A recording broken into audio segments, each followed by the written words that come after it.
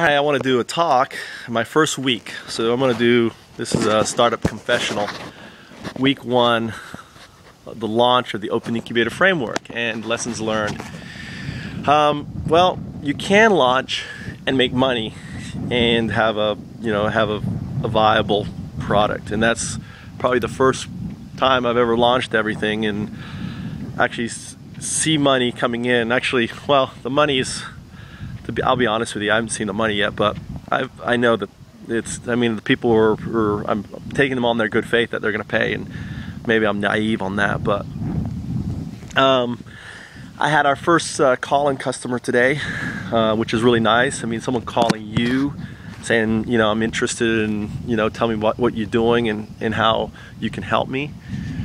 I'm training my, first associate, because ultimately I'm anticipating that I'm going to need to be sending work to other people. So, I need to train people on the Open-incubator framework and the methodology and stuff. Ultimately, like one of the guys is one of the projects that we're probably going to be working on.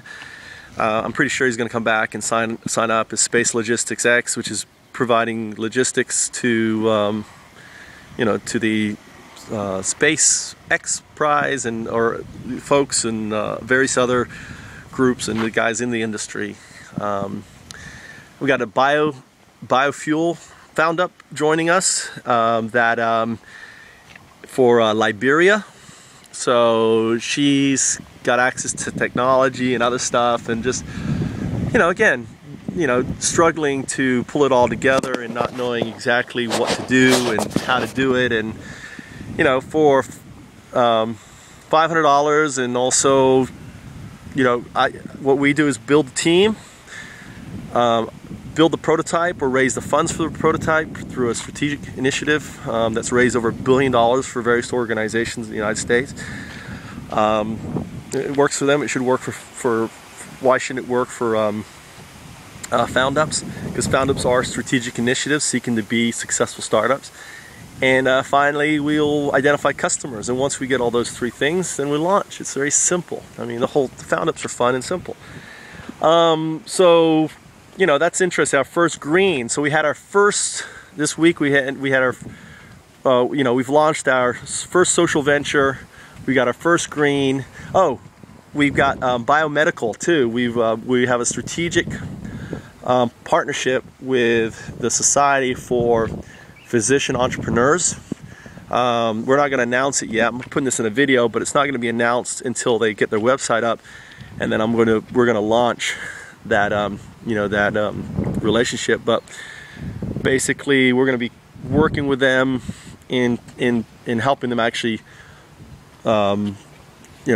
build their projects and other things, and using OIF and the methodologies that I have to get to create new projects for them, right? And be part of that, and that's going to be fun. And the president and the CEO of the association has joined us as a team member. I look forward to working with him. Trying to think what else. We've got a partnership with Innovate Limited Hong Kong, and they're basically, we're going to be operating our subsidiary, or they're going to be acting as our sister corp for Hong Kong, China, and they're also going to open up offices in India and work together on launching projects and solutions. So we've got pretty much offices now set up, and they're going to function very much like FoundUps Corp for companies that are there that be the umbrella corp for them for their projects that are in its relation.